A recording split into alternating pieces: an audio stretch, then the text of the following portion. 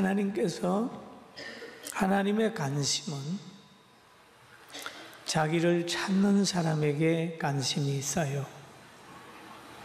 우리나라에 있는 사람의 관심은 해외에 나가 있다 할지라도 소속을 대한민국 사람, 소속되어 있는 사람을 우리가 관심을 가지잖아요. 우리나라도.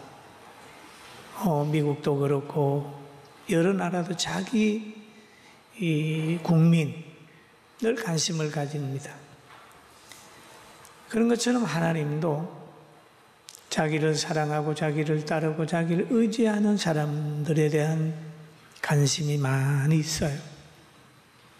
그래서 하나님을 더 잘 믿기 위하여 박해자들을 피해 가지고 본도, 갈라디아, 갑바도기아, 아세아, 비두니아로 숨어서 살면서 신앙생활하는 그들에게 하나님은 베드로를 시켜가지고 편지를 하게 하는 겁니다.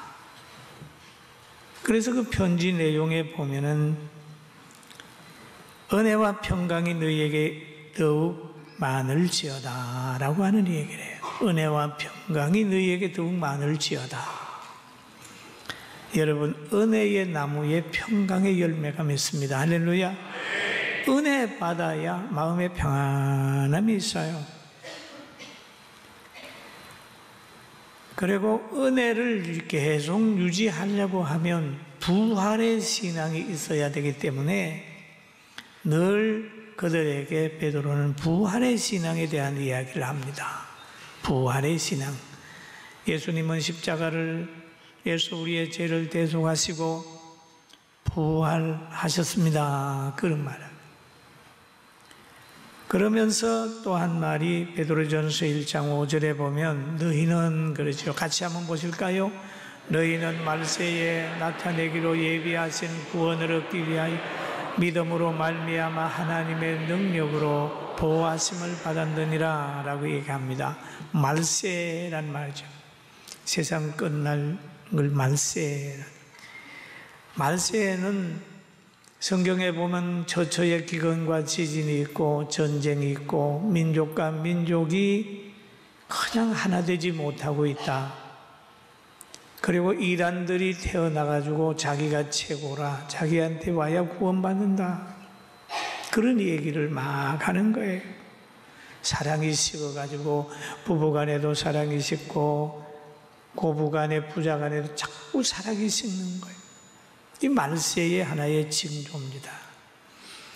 그러나 하나님께서는 이때도 버리지 아니하시고 성령의 능력을 통해서 계속 가정과 나라와 사회와 교회와 성도들을 보호해 주신다는 약속이 성경에 있어요. 할렐루야.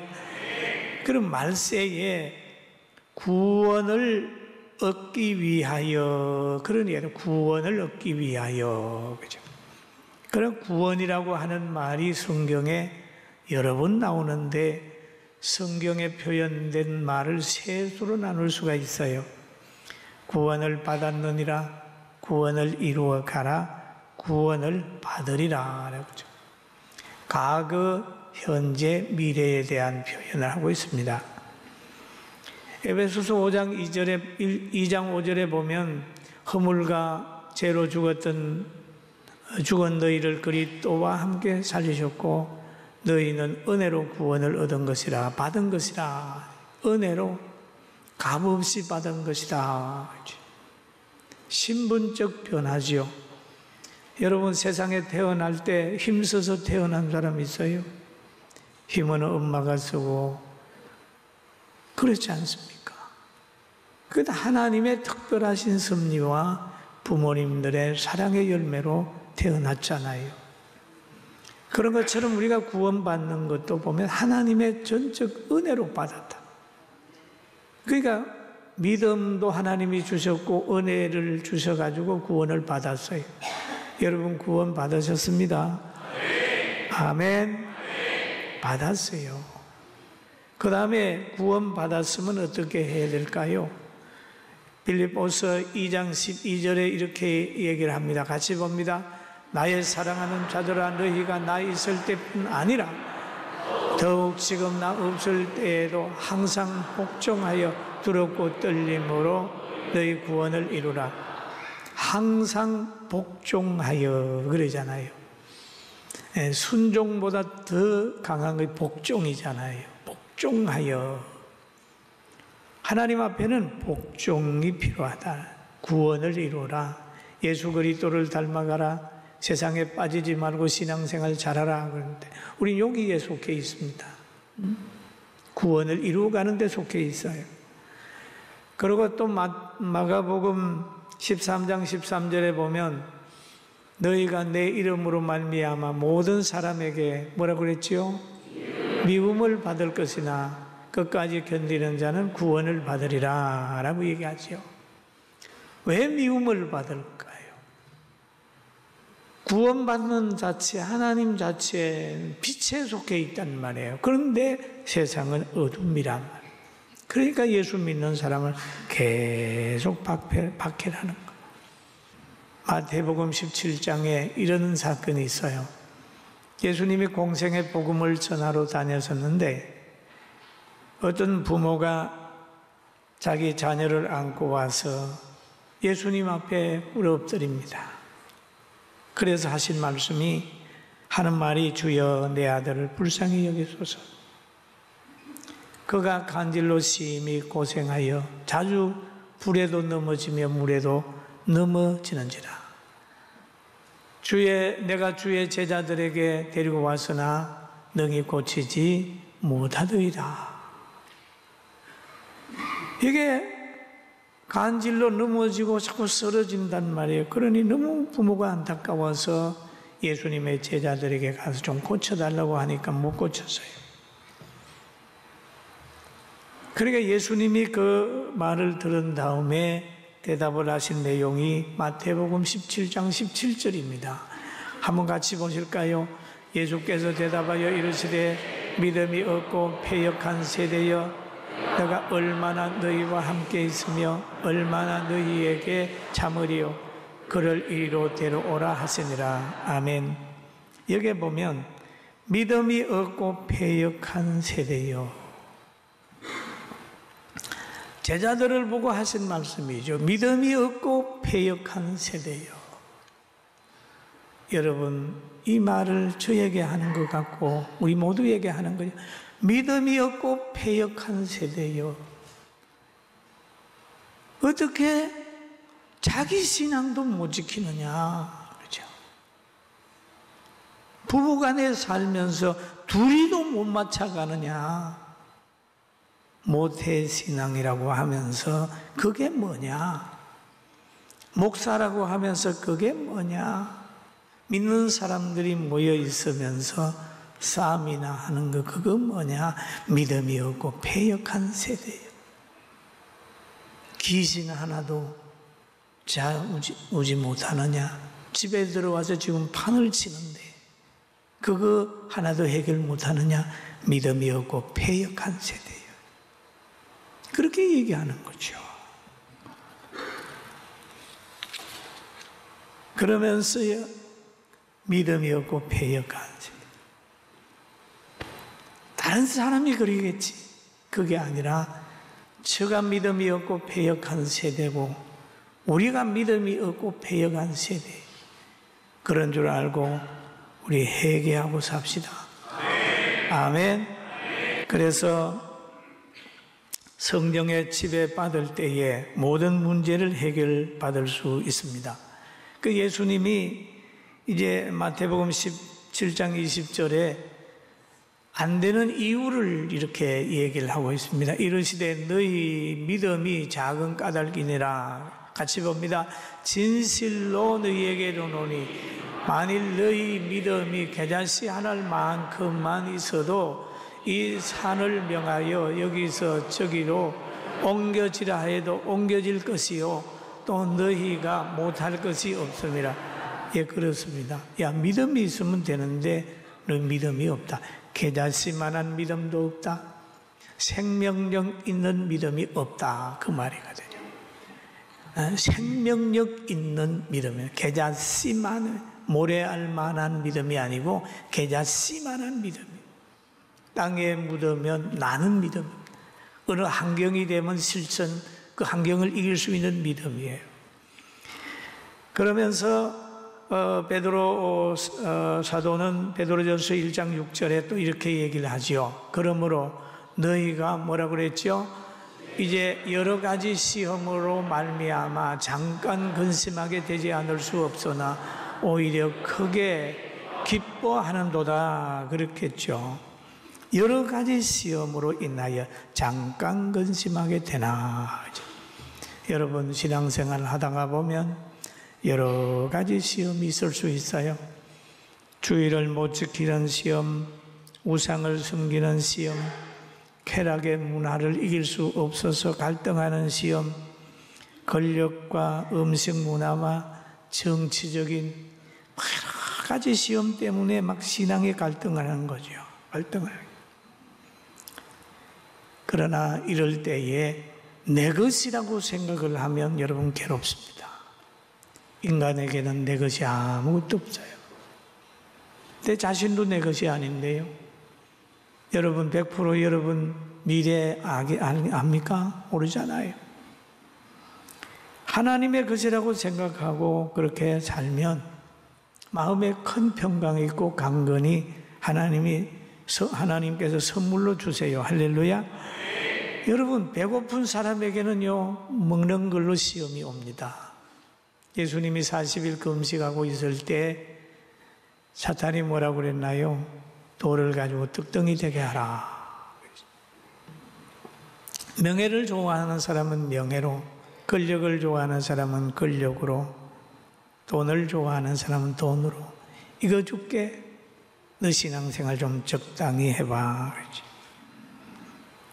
그러면 반석 위에 믿음이 있는 사람들은 안 넘어가요. 끝까지 신앙생활 잘해요. 그런데 행함이 없는 믿음을 가지게 되면 그 환경에 자꾸 빠져버려요.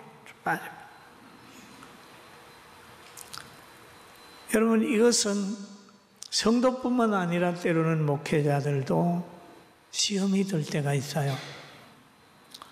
1939년 제37회 평양노예 임시노예에서 신사참배를 거부하는 주기철 목사를 파면시켰다고 하는 기록이 있어요.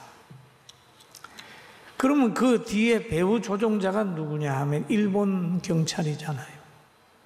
큰 단체를 노예를 조종을 하는 거예요. 그리고 바른 믿음을 가지려고 하는 사람을 파면시켜버려요. 여러분 대수의 결정이라고 어떤 무슨 해의 결정이라고 해서 그게 진리다 아닐 수 있어요. 진리일 수도 있지만은 아닐 수도 있어요. 토마스 목사가 조선에 복음을 전하러 왔다가 저 대동강변에서 맞아 죽지 않습니까? 복음을 전하러 왔다가 죽는 거예요. 지금 박해받는 사람들 보면 죽은 믿음을 가진 사람이 박해받는 게 아니라 살아있는 믿음, 복음을 전하는 그런 사람들이 박해를 받습니다. 그러나 믿음 때문에 오는 박해에는 상급도 있고 생명력이 있기 때문에 슬퍼하지 말고 기뻐하라는 거예요. 할렐루야. 아멘. 아멘. 기뻐하라는 거예요. 기뻐하라. 베드로전서 1장 7절 한번 같이 읽어볼까요? 너희 믿음 확실함을 불로 연단하여도 없어질 것보다 더 귀하여 예수 그리스도께서 나타나실 때에 칭찬과 영광과 존귀를 얻게 할 것이라. 불로 연단하여 없어질 것보다 더 귀하게 만든다. 그러니까 믿음 생활을 하면서 연단받는 것을 굉장히 기뻐하고 또 하나님의 칭찬받는 것을 제일 귀하게 여겨야 신앙이 흔들리지 않습니다. 세상에 칭찬받는 거 조심해야 됩니다. 사람의 칭찬을 칭찬을 의식하고 자꾸 하다 보면 인본으로 가버립니다. 악인들에게 칭찬받으면 악한 사람이에요. 다 악인은 악인을 칭찬하지 선인을 칭찬하지 않습니다. 요한일서 4장 5절 6절 같이 한번 봅니다. 그들은 세상에 속한 고로 세상이 그들의 말을 듣느니라. 우리는 하나님께 속하였으니 하나님을 아는 자는 우리의 말을 듣고 하나님께 속하지 아니하는 자는 우리의 말을 듣지 아니하나니 진리의 영과 미혹의 영을 이로써 아느니라. 예, 하나님의 말씀을 듣는 사람은 진리의 영에 있고 하나님의 말씀을 듣고 자꾸 불평하고 받아치는 것은 그거는 이단의 영입니다. 사탄의 영입니다. 그런데 그 영들을 가진 사람이 들어옵니다. 들어와 가지고 이상한 운동을 하는 거예요. 분별력을 가지시길 주의 이름으로 축원합니다. 그러면서 또 보면 성경에 그런 말이 있죠. 1장 10절에서 11절 보면 이 구원에 대하여 너희에게 임할 은혜를 예언하던 선지자들이 연구하고 부지런히 살펴서 자기 속에 계신 그리스도의 영이 그 받으실 고난과 후에 받으실 영광을 미리 정언하여 누구를 또는 어떠한 때를 지시하시는지 하는지 상고하니라 라는 얘기. 그러니까 부지런히 성경을 보라는 거야. 하나님의 말씀을 부지런히 보라는 거야. 구약 성경을 보면 하나님의 백성들을 하나님이 어떻게 보호하고 원수들을 어떻게 대적했던가 하는 걸 성경을 보면 다 보이는 거예요. 참 믿음을 가졌던 다니엘이라는 사람이 있었어요. 참 이 사람은 믿음을 지키려고 몸부림쳤어요. 그런 기도의 사람이었어요. 기도하게 되니까 하나님이 지혜를 줘가지고 모든 총리들, 모든 사람보다 지혜가 뛰어났어요.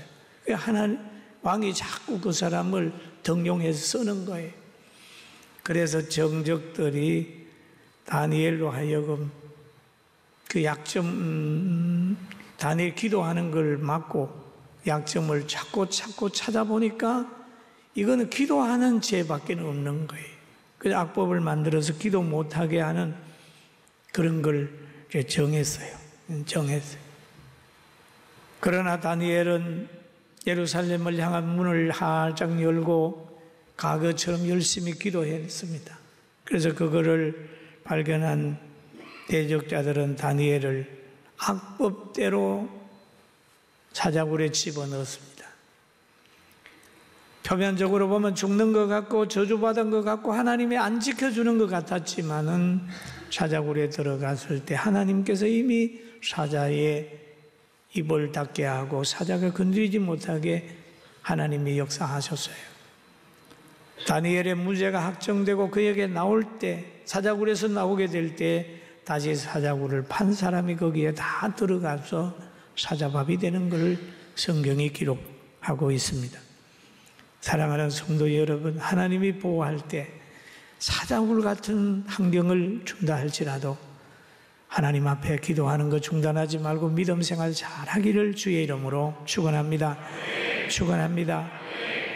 그리고 또 구약에 엘리사라고 하는 사람이 있는데 이분은 하나님과 잘 통하게 됨으로 말미암아 아람 왕이 그 이스라엘을 치려고 계획을 하게 되면 엘리사가 알아요. 왕이여, 저 아람이 어디로 쳐들어옵니다. 가서 지키십시오. 그러면 가서 지키다가 보면 온단 말이에요. 팡 치는. 아람 왕이 고민합니다. 우리 중에 누가 적과 내통하는 사람이 있지 않느냐? 그러면서 얘기를 할 때 어떤 사람이 말하기를 저 나라에는 엘리사라고 하는 분이 있어서 우리가 회의하는 것도 잘 압니다. 그까지 압니다. 그러니까 왕이 그러면 엘리사부터 잡아야 되겠다 그런 생각을 하고 밤새도록 대군을 그 도단성을 에워싸게 만들었습니다. 새벽에 엘리에사의 사안이 일어나 보니까 큰일 났어요. 그래서 그는 입을 열어 말합니다. 주여 어찌하리까?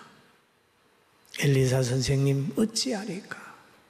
그렇게 했을 때에 엘리사가 말합니다. 두려워하지 말라. 우리와 함께한 자가 그들과 함께한 자보다 더 많다. 그런 얘기다. 그리고 하나님 앞에 기도하기를 하나님 저 사안의 눈을 열어주세요 기도했더니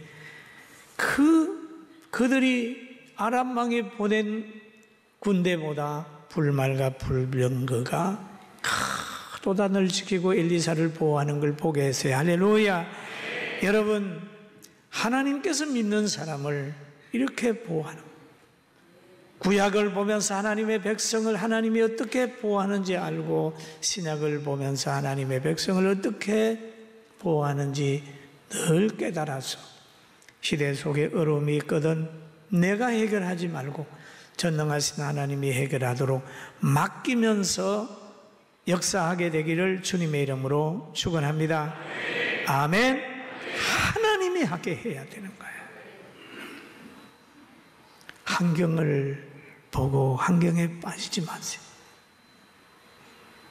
엘리야를 붙들고 갈멜산의 기도를 하게 하시고 역사하신 것처럼 우리 대한민국도 여러분과 저의 우리 모두의 기도로 통하여 다시 한번 새롭게 된다는 걸 믿게 되길 주의 이름으로 축원합니다.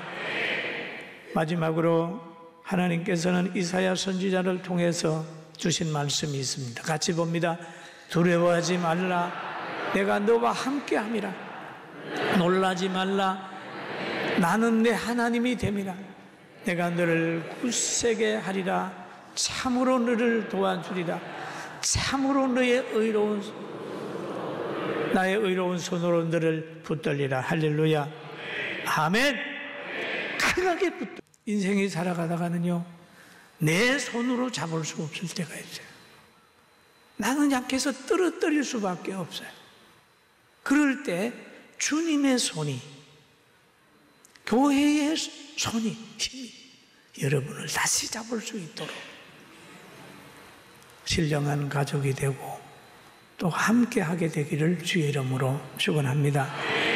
하나님의 약속을 믿고 여러분, 교회 하나의 공동체라고 하는 말 많이 하지요. 공동체보다 더 귀한 건 가족입니다. 신령한 가족입니다. 우리가 복지를 하는 것도 여러분, 복지를 위해 복지하는 거 아닙니다. 하나하나 부서가 늘어날 때마다 거기에는 다 사건이 있습니다. 신방 갔다가 치매 걸린 원사님 한 분이 계셨을 때 그 가족을 보면서 신방 가방을 들고 건물 구하러 다녔어요. 그래서 생겨난 게 요양원입니다. 사랑하는 성도 여러분, 하나님이 하게 하셨고 하나님이 영광 받으셨어요. 나는 오늘 말씀을 준비하다가 귀한 거 깨달은 게 하나 있는데, 이스라엘 백성들이 모세와 아론을 향하여 그럽니다. 우리에게 물을 달라. 이 강야에서 나와 보니까 무화과도 없고 포도도 없고 물도 없고, 그러면서 왜 우리 아름다운 애굽에서 우리를 끌어내와 가지고 죽는 장소로 오느냐고 막 원망을 할 때, 그럴 때 하나님께서 모세와 아론에게 그럽니다. 야, 너 지팡이 가져가서 저 반석을 쳐라. 그러면 거기에서 물이 쏟아질 거다. 그래서 이 모든 사람을 먹여라. 그렇게 얘기를 합니다. 그럴 때 모세와 아론이 그들 앞에서 많은 사람을 모아놓고 하는 말이 있습니다. 우리가 이 반석을 쳐서 물을 나게 하겠다. 그러면서 반석을 2번 칩니다. 물이 팍 쏟아져서 많은 사람이 먹었어요. 그 후에 하나님께서 딱 하신 말씀이 있습니다. 너는 모든 사람 앞에서 하나님의 나의 신령한 거룩함을 드러내지 않았다. 그러므로 너는 가나안에 못 들어간다 라고 하는 그런 말이 있습니다. 오늘 이 시간 이후에 좋은 일이 있든지 또 성민은 20주년을 만나서 우리는 자축할 시간이 없습니다. 지나는 것은 뒤에 건 잊어버리고 앞으로 향해 나아가면서 앞으로 100년을 준비하고 더 나은 삶으로 후손들에게 잘 해주고 가는 그런 복 있는 우리 모든 조상이 되고 우리 모두가 됩시다. 할렐루야.